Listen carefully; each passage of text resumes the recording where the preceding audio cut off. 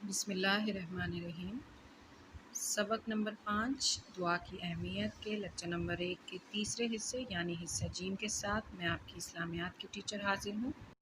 اس lecture میں ہم اپنی کتاب سے صفحہ نمبر 19 کی بلند خوانی کریں گے۔ آپ سب اپنی کتاب کا صفحہ نمبر 19 کھول کے سامنے رکھیں۔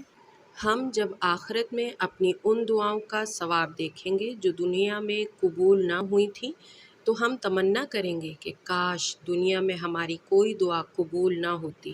پیارے بچوں، اگر آپ کا دوست آپ سے بار بار کسی کام کے لیے کہے مگر آپ وہ کام نہ کریں، پھر کچھ دنوں بعد آپ کو اپنے اس دوست سے کچھ کام پڑ جائے تو آپ پہلے ہی سے سہمے رہیں گے کہ میں نے تو اس کا کام کیا ہی نہیں، اب وہ میرا کام بھلا کیوں کرے گا۔ لیکن پھر بھی اگر آپ نے ہمت کر کے کہہ دیا اور جواب میں اس نے منع کر دیا، تب بھی آپ شکوہ نہیں کر سکیں گے کیونکہ آپ نے بھی تو اپنے دوست کا کام ٹال دیا تھا۔ اللہ کی شان بے مثال ہے، لیکن سمجھنے کے لیے ذرا ٹھنڈے دل سے غور کیجیے کہ اللہ نے ہمیں کتنے احکامات پر عمل کرنے کا حکم دیا ہے، مگر ہم ان پر کتنا عمل کرتے ہیں۔ لیکن اگر دعا قبول ہونے میں ذرا سی تاخیر ہو جائے تو مایوسی کی باتیں کرنے لگتے ہیں۔ اگر ہم اپنی دعاؤں کی قبولیت چاہتے ہیں تو ہمیں سب سے پہلے اپنی غذا حلال اور پاک رکھنی چاہیے، اللہ کے احکامات پر سچے دل سے عمل کرنا چاہیے اور گناہوں سے بچنا چاہیے۔ اپنی دعاؤں میں ہمیشہ اپنے گھر والوں، پڑوسیوں، دوستوں اور رشتہ داروں کو بھی ضرور یاد رکھنا چاہیے، کیونکہ جب ہم دوسروں کے لیے دعا کرتے ہیں تو فرشتے ہمارے لیے کہتے ہیں کہ یا اللہ اسے بھی یہ نعمت عطا کر۔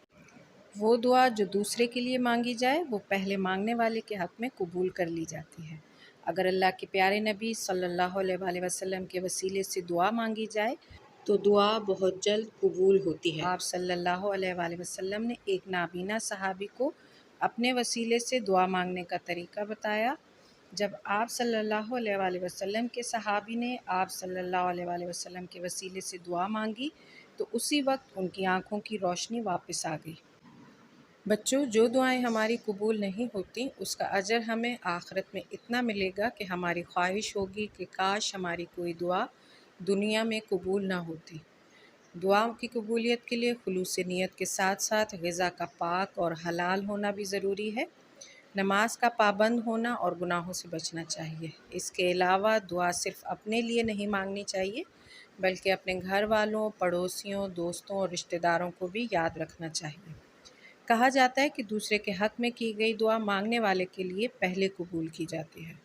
بچوں، دعا ہمیشہ وسیلے سے مانگنی چاہیے۔ وسیلہ وہ چیز جس کے ذریعے اللہ کا قرب حاصل کیا جائے، اور ہم مسلمانوں کے لیے نبی صلی اللہ علیہ وآلہ وسلم کی ذات بہترین وسیلہ ہے۔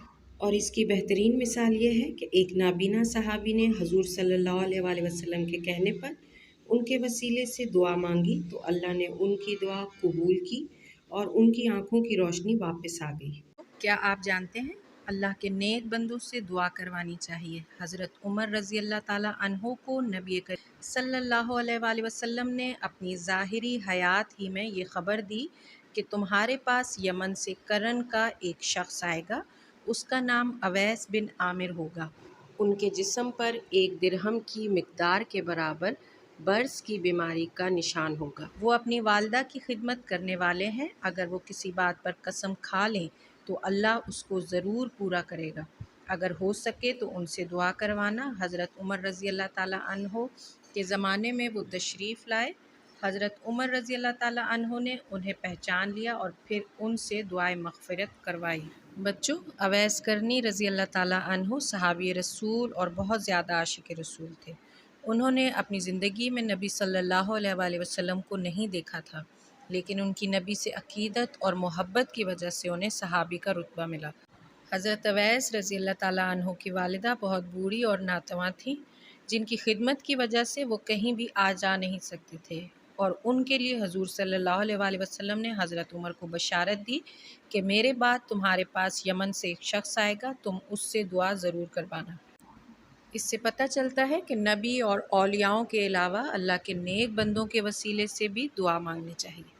لیکچر نمبر 1 ابھی جاری ہے۔